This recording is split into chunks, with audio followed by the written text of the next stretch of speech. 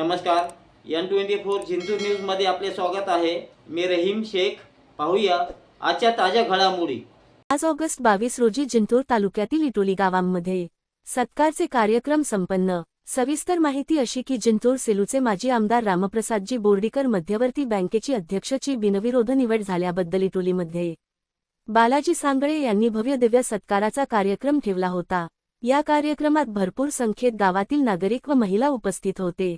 मंचावर बसलेले सर्व भाजपचे कार्यकर्त्यांचा हार शालने स्वागत करण्यात आले.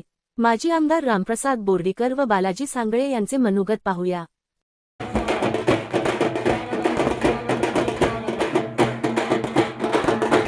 धुरंधर नेते आदरणीय श्री रामप्रसादजी बोर्डीकर साहेब यांचं या ठिकाणी भव्य स्वागत सोहळा नागरी सत्कार आपण आयोजित केलेला आहे. शिवाजीरावजी काळे साहेब, निवासरावजी भुगे, राजभाऊ भुगे, आपल्या सर्वांना विनंती आहे सर्व सन्माननीय सरपंचांनी वर बसायचंय.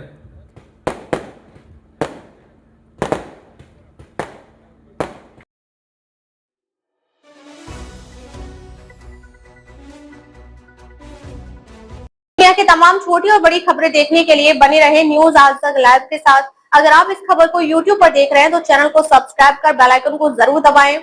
और अगर आप इस खबर को फेसबुक या इंस्टा के माध्यम से देख रहे हैं तो हमारे पेज को फॉलो कर लें ताकि सबसे पहले खबर आप तक पहुंचे.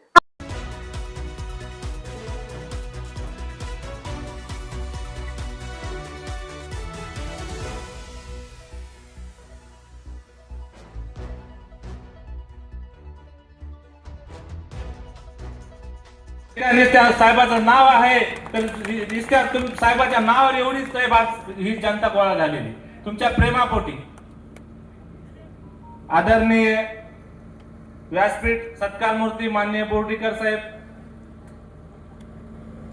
कार्यक्रमाचे अध्यक्ष विजय भाऊ वाकळे, प्रमुख पाहुणे म्हणून जिंतूर माननीय दराडे साहेब, त्याच्यानंतर तालुक्याचे सभापती किशोर भाऊ खिस्ते, भाजपा तालुका अध्यक्ष गोविंद भाऊ तिटे,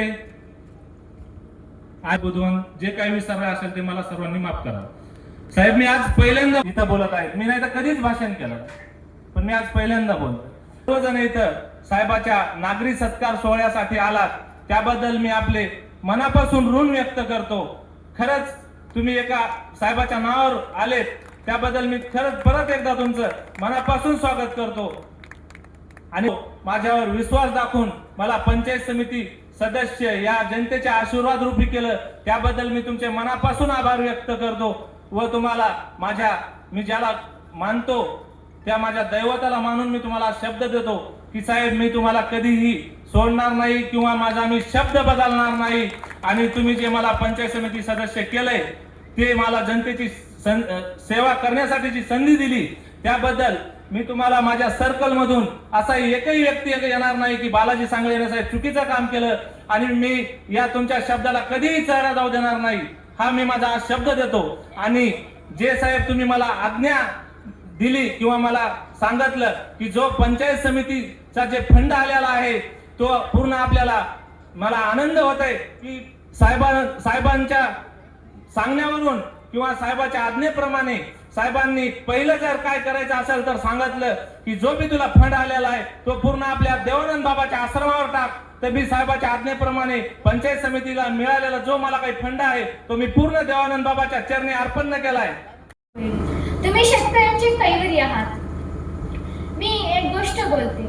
मी 22 मार्च 2025 रोजी 10:45 रमेश काका आदरगड यांच्या मुलीच्या रिसेप्शन मध्ये मी मेघना दीदींशी मिळाली. त्या दिवशी मी दीदींचे स्वागत केले आणि दीदींना एक विनंती केली की दीदी, माझे पप्पा आता तुमच्याकडून आले तर माझ्या पप्पावर तुमचा आशीर्वाद राहू द्या. त्यावेळेस दीदींनी खूप स्मित हास्य केले. मला खूप आनंद झाला. दीदीला जे मी विनंती केली ती दीदींनी पूर्ण केली. माझ्या पप्पावर त्यांनी विश्वास ठेवून माझ्या पप्पाला पंचायत समिती मतदाने निवडून आणले. ते मला खूप अभिमानाची गोष्ट आहे. धन्यवाद दीदी. सावित्रीबाई फुले, राजमाता जिजाऊ, माता रमाई, भारतरत्न डॉक्टर बाबासाहेब आंबेडकर यांच्या चरणी सर्वप्रथम मी वंदन करते. आजच्या कार्यक्रमाचे अध्यक्ष माननीय श्री विजयराव वाकडे सर, जिल्हा परिषद अध्यक्ष परभणी सर आपले येणार आहे. त्या सोहळ्याला उपस्थित असे सर्व आमचे सहकारी सरपंच, उपसरपंच, ग्रामपंचायत सदस्य, आलेले सर्व गावकरी मंडळी, शिक्षक वर्ग आणि कार्यकर्ते, बसलेल्या सर्व माधव जनतेला आज सांगू इच्छिते, पदाची नव्हती तर या परभणी जिल्ह्याची राजकीय ताकद, नेतृत्व व भविष्यातील सत्ता संतुलन यांच्यातील हा संकेत आहे.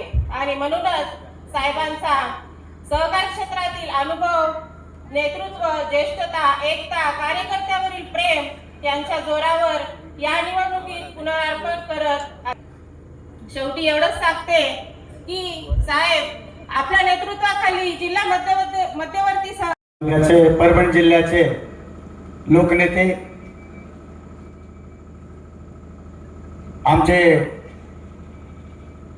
आम्हाला प्रत्येक ठिकाणी योग्य सल्ला देणारे असे आमचे वडीलधारे, आज रोजी आम्ही जे मागितलं, आपण फक्त या टाइमला आमचं या सत्कार घेण्यासाठी या ठिकाणी आलात. आम्ही दिदीचा यावेळेस याच्या अगोदर बरेच वेळ 2दा सत्कार घेतला. इटोलीमध्ये साहेब दिदीनं आम्हाला अहिल्याबाई होळकर सभागृह दिलं, ते 20 लाख रुपयाचं होतं. मोठा पडदा लावला, तिकडे मोठा पडदा साहेबाकडे पाय आणि विचारलं की तुम्हाला काही त्रास आहे, तुम्हाला काय अडचण आहे, कोणी अधिकारी त्रास देतो का? आणि आता तर डायरेक्ट खात्यावर पैसे आले, काय गरज आहे कोणाला विचारायची? काय असं बरोबर आहे का? तुम्ही सांगा लोकांना की आता ही यादी कोणी केलेली नाही. जिंतूर तालुक्यातल्या आखरी माणसापर्यंत तुमचे पालकमंत्री घरकुलाच्या बाबतीत लक्ष देईल हा विश्वास आज बाबतीचा सांगतोय. हे लक्षात ठेवा. ही यादी फक्त ग्रामसभेत मंजूर करायची, ग्रामसभेत तिचं वाचन करायचं. काय करायचं? ग्रामसभेत तिचं वाचन करायचं आणि त्यामध्ये काही चुका झाल्या असतील, काही झाल्या असतील किंवा पहिली मिळाली असेल, काही झालं असेल, असे 2-4 घटने जास्त कटणार नाहीत. आणि ज्याचे नाव नसतील आले त्या संदर्भात सुद्धा दुसरी आमसभा घ्या म्हणून सांगितलं आणि त्यामध्ये ठराव घेऊन पाठवा म्हणून सांगितलं. काय म्हणलं भालेरावजी? काय सांगितलंय? एवढ्या सगळ्या गोष्टी बारकाईनं सांगायले तरी सुद्धा गरीब माऊली, गरीब माणूस लय घोळा असतो. पा शेतकऱ्या एवढं घोळं कोणी नाही. त्याला कोणी सांगितलं तर खरंच वाटत असते. म्हणून काही चुका होत असतील पण त्या चुका कमी करा, नका त्याच्या वाटी राहू. सांगितलं जगू पाटलं या गावातल्या संदर्भामध्ये काय काय घडलं या 5 वर्षामध्ये. जगू पाटील तुम्ही 24 घंटे पाणी देत आहे. रस्त्यांच्या बाबतीमध्ये मी झालो, वैयक्तिक घरात सगळ्या कामामध्ये तुम्ही पुढे होऊन लक्ष दिले. तसंच गावानं सुद्धा प्रेम काय म्हणतो आहे का नाही? राहील का नाही पाठीशी त्यांच्या आता? आणि मग त्याच्या पाठीशी आम्ही आहोत. प्रत्येक गोष्ट सांगेल ती इथं करू. आणि बालाजीला सुद्धा तालुक्यावर घेतले. त्याला पुढच्या वेळेस जिल्ह्यावर नेण्याचं काम करावं लागलेलं असं काही सगळी सांगणार एकत्र राहिली पाहिजे. 25 वर्ष दुसरे आमदार होते का नाही या 50 वर्षात? त्या काळात काय मिळालं काय नाही मिळालं या काळात बोर्डीकर विचारते का? घरी गेल्यावर हे तर समजून घेतलं असेल ना. सांगितलं आपल्या गोष्टी. मुंबई मार्केट दिल्यानं असं का हे केलाय? जिंतूर मार्केट कमिटीमध्ये केडर म्हणजे सेक्युरिटी, केडर मध्ये, बँकेमध्ये. अरे ते वैभव तुमच्यामुळे मिळालं होतं आणि त्याचा पाझर तुमच्या घरापासून येऊ द्या. हे इमानदारीने करणारा हा बोर्डीकर हे दाखवायसाठी गरीब माणूस पाहिला नाही, जात पाहिली नाही, पात पाहिली नाही. तुम्हाला सुद्धा तेच पाहावं लागेल. आता कोण माणूस आहे उभा राहायला हे नाही पाहिजे. आता कमळावर कोण उभा राहील? कमळावर जे उभं राहील त्याच्या पाठीशी उभा राहा. तुम्हाला कशाचीच कमी नाही, कशाचीच कमी नाही. काय चिंता करण्याचे काम. रुपये मंजूर झालेत, लक्षात घ्या, मंजूर झालेत. त्याचं सुद्धा दिवाळीच्या टप्प्यामध्ये त्याचं टेंडर निघून जाईल. 340 जो आहे तो इंदलरी ते जिंतूर हा 140 कोटीचा आहे.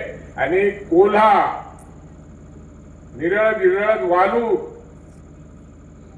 वाई शारठाणा ते कुराडी ते बामणी ते आणखी या रस्त्याला, हा रस्ता जो 140चा केला, त्याला जोडणाऱ्या रस्त्याला 350 कोटीची मंजुरी घ्यायची आहे. आणि तिसऱ्या टप्प्याचे घेतले. आता मला जे कळते ते की येलदरी सावळी इटोली इथून मधातून तांड्यावर सिमेंट रोड करायचा आहे. तुझी इच्छा आहे तशी माझी इच्छा आहे. सरपंच पण कालच्या निवडणुकीला घडलं तसं वाढले असं नाही की तुमच्या या फिडरवर 5, 6, 7 अशी गावं जास्त असतील. मधात गॅस नव्हता, जास्त तुटोरा होता, पण बाजार मार्केट व्यापारी आणि मग शेगड्यावर आले लोक 5 ते 10 वाजेपर्यंत एवढ्या जोरात शेगड्या चालतात, कितीही लाईट टाकायचं काही वेळ बसत नाही. हे सगळ्या गोष्टीच आहे. तरी सुद्धा मला वाटतं या महिन्यात ते 2 महिन्यामध्ये जिंतूरचे जे काय 2-4 ठिकाणीचे प्रॉब्लेम राहिले ते पूर्ण करण्याच्या संदर्भामध्ये यंत्रणा आता कामाला लावलेली. लक्षात घ्या, हे 2 महिन्यामध्ये क्लिअर होतील. पावसाळा संपायच्या आधी कुठं कोणी म्हणणार नाही की साहेब आम्हाला 2 घंटे 3 घंटे लाईट मिळाली. तुम्हाला दिवसा 8 घंटे कंप्लीट लाईट सिटीला उपलब्ध झाली पाहिजे. रात्रीच्या संदर्भात सुद्धा या ठिकाणी जेवणाची व्यवस्था केलेली आहे. बाहेरून जे आले त्यांनी अल्पोपहार घ्यायचा आहे. कुणीही बिना जेवणाचं जाऊ नका.